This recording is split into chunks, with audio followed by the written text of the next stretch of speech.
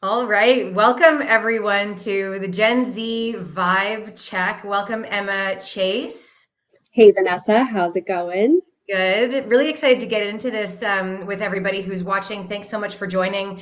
This is just a bit of an excerpt from a larger presentation that we have provided and we've done on Gen Z. And it's really just the beginning of the conversation, as Gen Z is a very important cohort for marketers right now, but also for the future as they carve out their pipelines for growth. And we've gotten a lot of questions on this cohort. So why don't we dive in? But first, why don't we just give you a little bit of context on who you're talking to today? I'll start. So I'm Vanessa Topizer. I'm a senior vice president at IMI International. My experience before IMI really stems from the agency side of things, agency communications and brand strategy. I've also worked on the brand side, brand management at Coca-Cola specifically, where I worked on small brands and large brands and new brands and old brands, Powerade, Zico, NOS, Minute Maid, Five Alive, Fruitopia, just to name a few. I also worked on the not-for-profit side for a little while, on the partnerships side of things, and now on the insight side for about 7 years at IMI International, where I have the privilege of diving in with clients to help them make decisions across the marketing mix, fueled by insight. And really, I've been brought in as what people have called a secret agent or a trusted advisor, because I could put my hat on, depending on what your vantage point is, to help solve your challenges within the marketing realm. Emma Chase, tell us a little bit about you. Yeah. Hey everybody. Thank you so much for joining us today. I'm Emma Chase and I'm a client solutions manager at IMI. So I work really closely with Vanessa within the brand solutions team here. And really we help clients tackle challenges through insight-led strategy across various marketing initiatives. And lately what that's looked like has been helping brands make sense of Gen Z. So what is shifting, what is motivating them, and what it means for how you show up in market, which leads us here to today.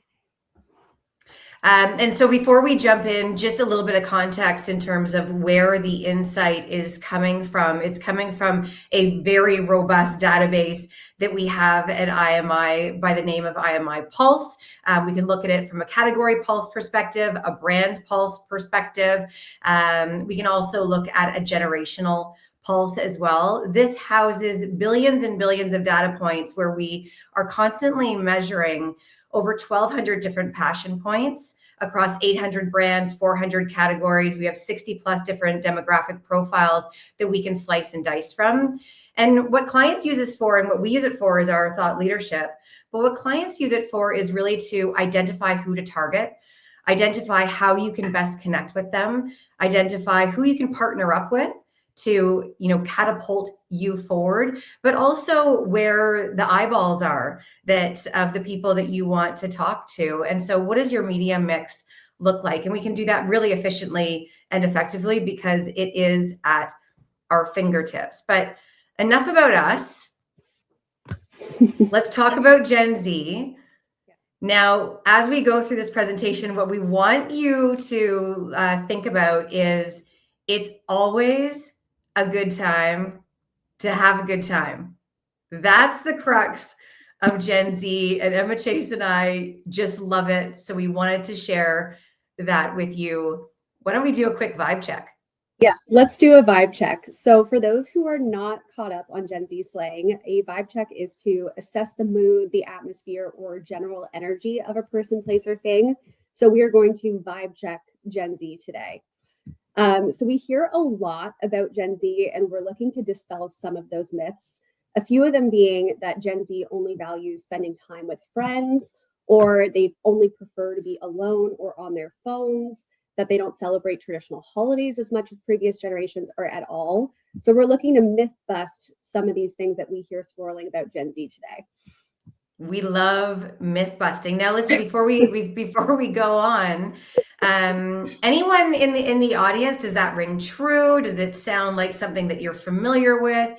Are there any other myths that are coming up in your world based on your vantage point that that you'd like us to dig into? And whether it's today or another day, just maybe write it in the chat and let us know. We obviously want to hear from you and want this to be a collaborative effort.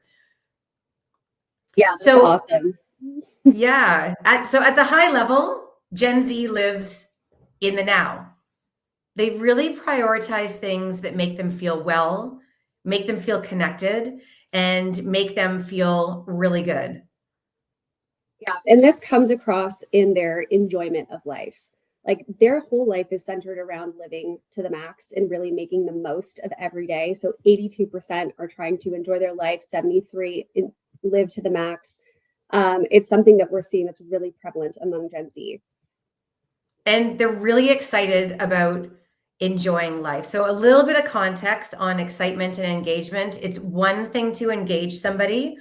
It's a next level to excite. And you can see here what the highest excite numbers are, what the mid numbers are, and what the lowest numbers are. A 44% of Gen Zs being excited about enjoying life is really high. So when you're looking at effective targeting and when you're looking at understanding which activities you should go with or what is going on within a generation or within a brand or within a category, you want to look at engagement because that will get you somewhere, but excitement will really drive the momentum that you want and that you need in order to catapult you forward. So a 44% is really high as it relates to excitement. Yeah, enjoyment is really at the center of it for them. And a huge part of that is social joy. So celebration is a big part of their being. And a lot of Gen Z, they're just trying to capitalize on opportunities that they can celebrate with friends and family. So you look at celebrate your birthday, celebrate a family member's birthday, get together with friends to celebrate a friend's birthday. These are all really high numbers. This is something that Gen Z is going towards. They want to be able to have occasions where they can be around those people that they care about. Okay, let's put everybody else on the hot seat, maybe Vanessa. Yeah, I love this. I love putting everyone else on the hot seat. So the question is, out of the following options, which holiday is most celebrated among Gen Z? Is it, and this is, so to give you some context, this is a North American lens. So July 4th, Christmas, Halloween, New Year's Day, Canada Day. So in North America, there are nuances. We know in Canada and in the US with July 4th and Canada Day, obviously, one taking the lead depending on where you are. But from a North American lens, Christmas, Halloween, New Year's, Canada Day, July 4th. I gave you a little bit of a hint there. Any thoughts from the audience on what we're seeing and what you think? Right. Are we seeing any comments here? All right, we're giving everyone a little bit of extra time to answer, but let's get into it. It's New Year's. It's New Year's. But remember, anytime is a good time to have a good time as it relates to Gen Z. So Gen Z actively seek out moments to celebrate throughout the year. They find joy in all the opportunities to connect and have fun. So really high numbers for New Year's, getting together for the holidays, attending a holiday party, attending a Christmas party, obviously Canada Day in Canada, July 4th in the US, and also celebrating a sporting event is also there, close to a 50%. But if we go to the next slide, every holiday is really a chance to express themselves, connect with friends, and shape celebrations in their own way. So look at the number for celebrate Halloween, 68%, and celebrate St. Patty's Day, 50%. So what we've heard many times is that, Gen Z, they're over Halloween. It's only for kids. It's only for that, maybe that younger Gen Z or the alpha cohort now that's coming up, really going out for Halloween trick-or-treating. But the reality is that Gen Z really wants to celebrate anytime. And so Halloween is a great time to celebrate, but you have to do it in your way. So if you're looking at it from your perspective and from your vantage point, depending on if you're with a brand or a property or an agency, think about how your brand can integrate into their lives on an everyday moment in time perspective. It doesn't have to be just the big holidays. Now, obviously, Christmas is going to be large, or the holidays are going to be large. New Year's, we see New Year's in the chat here. It's obviously heightened. However, any time is a good time to have a good time. So if you think about the little moments that go on throughout the year, those salient moments in Gen Z's life, think about how your brand can authentically integrate into them to then catapult you forward and be part of their everyday, not just their sometimes. Yeah, I think that's a great point, Vanessa, because it's really not just about those big holidays. I think we see in these numbers, across all of these numbers, that Gen Z are just really looking for any reason to celebrate. So, as a brand, if you can bring celebration into their everyday, you absolutely should. This is a great way to be able to connect with Gen Z. And at the core of this celebration is truly just connection. So we hear a lot about Gen Z that they only care about, spending time on their phone, or they only care about spending time with their friends. And when we were looking at North American data, the highest one was spend time with family, which I found really interesting in comparison to what we hear about Gen Z online and what their priorities seem. But spend time with family is really high, 82%. Talk with their friends or be with their friends is still up there. But then you have talk with my parents, think about my grandparents, hang out with my siblings. Family is a really core part of that as well, as much as friends, equally as important. And it's really about them having occasions to connect with that nucleus of people that they care about and those that they really want to spend time with. Yeah, and we get a lot of questions as well along this, and this was surprising to us as well when we looked at the numbers, how much Gen Z wants to spend time with family, with grandparents. I mean, if you think about previous generations, there was, obviously grandparents did play a big role. However, they play a bigger role now in Gen Z's lives than they did in previous generations. But Gen Z doesn't only want to spend time with their friends, they want to spend time with their family. And Emma Chase, you brought this up as well. And I think it's a really important point that they're not only digital, it's also analog. And so when you think about the title of this and the whole piece that we're doing on Gen Z is Stop Scrolling, Start Connecting. It's really important for brands to understand that there is a role for digital.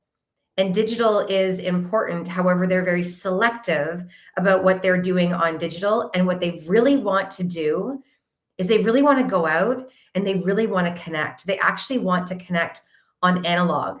I mean, we've looked at games as well. It's not just digital games, it's not just video games, it's board games, it's acting, it's having fun, it's anything that brings people together to have a good time. So really, there's so many ways in which you can connect depending on your vantage point and what is authentic to you. Absolutely. And I think we'll be digging into those activities and sort of that duality between digital and analog in another presentation. So you guys can stay excited for that because it truly is fascinating, the numbers that we're seeing. Mm-hmm. So really at the end of the day, Gen Z is living in the moment. So if we're doing a vibe check, it's their vibe and it's really contagious. And so brands can show up in a variety of moments. So pick your lane. But the most important thing is keep it light and engaging. So Gen Z, because they're living in the moment, anytime is a good time to have a good time. They want to be engaged. They want to live life. You have to keep it light and engaging as well. So in order to speak their language and in order to connect, it can't be corporate. So if you're part of a larger brand, think about how you can really home in on some of that personality and that authenticity of who you are as a brand. If you're a smaller brand, you can really dive in and you can go under the surface and you can then granularly start to drive that momentum in a very real and engaging way with Gen Z. But it has to be light. It has to be engaging. And so think about, as a brand, what are you doing to connect? How are you speaking right now? What is your tone and manner? And how can you adjust that, perhaps even slightly, to become a little bit more engaging with Gen Z and bring them into your fold? Yeah, because it's not just about being human, but it's also reaching them on that lighthearted, good time energy as well. And so there's a very careful balance there. So we actually wanted to bring you an ad that really brings the stop scrolling, start connecting literally to life. And it's from Captain Morgan. Now, I don't know if any of you have seen it, but why don't we give it a listen? Here we go.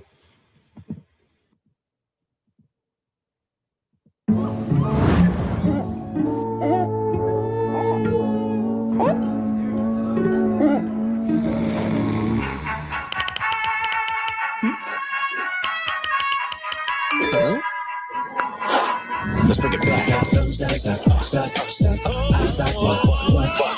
All night long.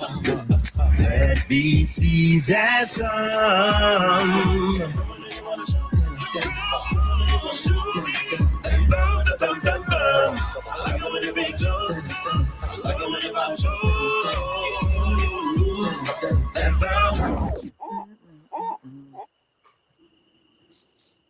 Sorry.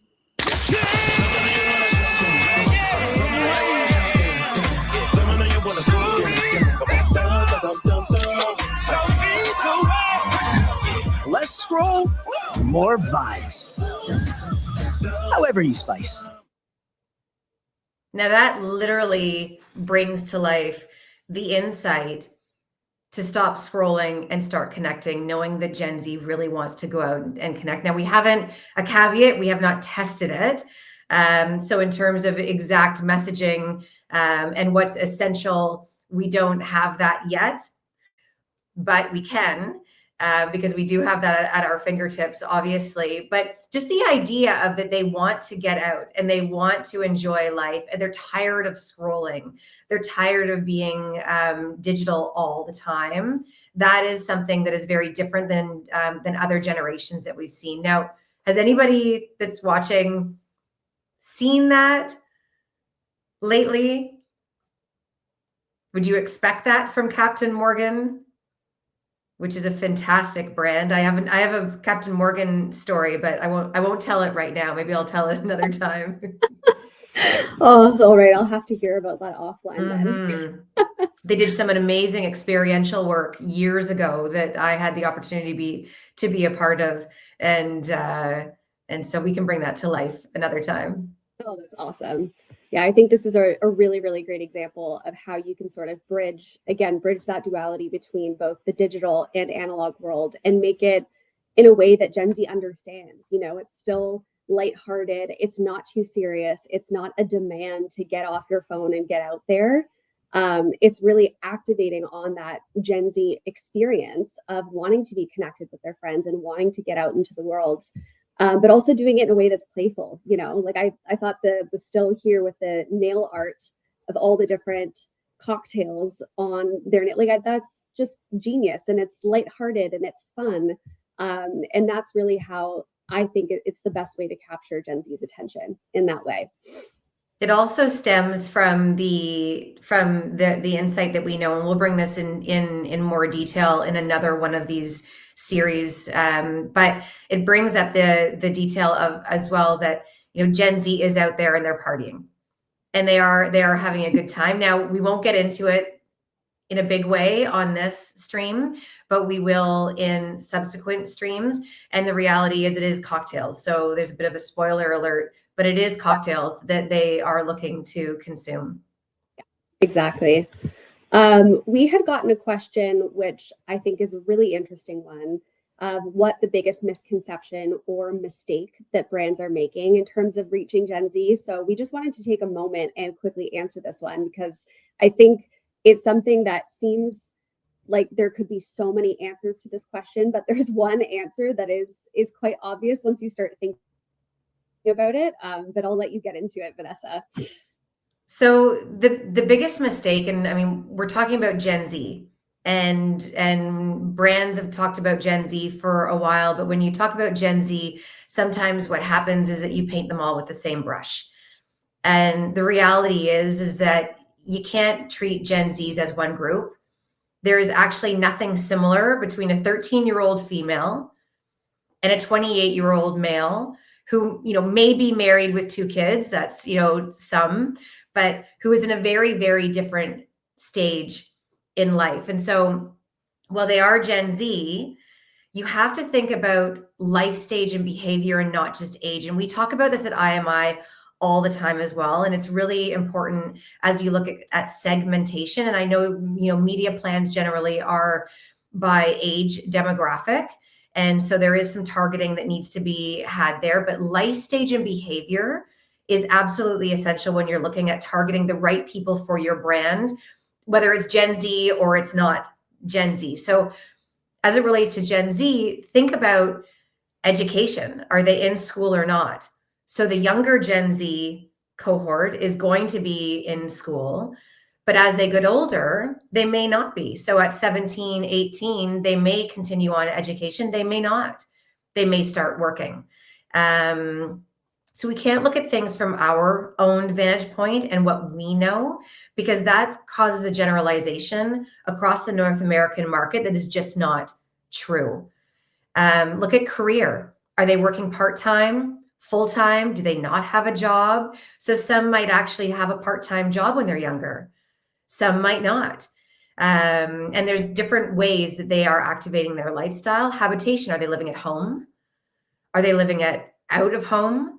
Are they living with a friend? Are they living with a partner? Are they living with grandparents? What does that look like for them? And so while we talk about Gen Z at a very, very high level, it's extremely important to dissect them from a younger and older cohort, but then also understand the nuances within each of those demographics. A little bit more nuances probably on the older side, because the younger generally are in school, they're living with their parents in general. But really important to understand that vantage point so that you're not just painting them all with one brush. Yeah, absolutely. And I'm sure we'll get to this in another presentation as well. But even when you do look at that difference between younger and older, we see that too with people that they're spending their time with. So younger Gen Zs, it's more in the lens of friends and family. And then as they get older, you see spending time with a spouse become increasingly more important. So it's also about who they're connecting with as well. That's a big part of, these life stages and what's important to them. Now, before we go on, maybe let's just pause for a minute. Does anyone have any questions on what you're seeing? Any thoughts as it relates to how it might pertain to you? Anything surprising now that we know we're cognizant that we're not getting into the detail of everything behind that? We have so much more insight to share over the next little while, but as it relates to their overall vibe, what they're doing, how they're feeling, how they act. Is there any questions that you have on that from the audience? Maybe we'll pause on that just for a minute. Yeah, give everyone a chance to chime in. We have a comment that it's a great ad for alcohol, especially considering that Gen Z tends to drink less. And yes, the frequency is less. Now we'll get into this again at another time, but the health and wellness, the say-do gap is another myth, is that everyone believes that, or people believe that Gen Z is healthier than other generations. Now there is a skew towards health, absolutely, and they are pushing the conversation, but they're not saints. They are out and having a good time, and cocktails are on the menu, as are other vices that we can talk about and really dive into at a later date. And then we have a comment that said, expecting to see that copy in a beer, but not in Captain Morgan. So really creative and ingenious to attract Gen Z's attention. And, as you look at your pipeline for growth, Gen Z is an extremely important part of the pipeline for growth for many brands. So really understanding how you can look at your portfolio and tap into that age group will not only help you stabilize for now, but also grow for the future. Yeah, Absolutely. And I think, in a lot of ways, capturing Gen Z's attention feels like a big feat, or that it seems like this insurmountable thing that brands are struggling with. And it just doesn't have to be that way. We talk about this before, that everything that was is. It's just remixed a bit differently for Gen Z. So all of those things that, when we think back to where we were landed at that life stage, like they're still doing it, just maybe slightly in different ways. But they're still very reachable. And I think that we can kind of see that in the data that we were looking at today. We do have a question. How is Gen Z reacting to Canada, in Canada, to the current global and local events? More or less concern than Gen Pop. We're actually going to have a whole update on this, but at a very, very high level, they are concerned. They are buying Canada. They are supporting Canada. They are not at the hub of the concern as the older generations are, because as you do get older, you do get more political, you do get more ingrained in your country and what's going on in the landscape. However, they are supporting Canadian, and their behavior is moving in that direction. And so we have more to share on that coming up. We're going to have an update probably in the next couple of weeks. Great question. Yeah, thank you everyone for joining in and giving some questions for us. So like we said, it's just the tip of the iceberg. We are tracking Gen Z. We have a whole webinar on Gen Z that you are free to download and have a look at on your own time. And if there's anything deeper that you want to dig into, please feel free to reach out. We're always open for a conversation. Absolutely. And on that, we've had a lot of companies and brands reach out to us to have a conversation and understand how they can bring Gen Z into their fold and really understand how Gen Z relates to their category and their brands.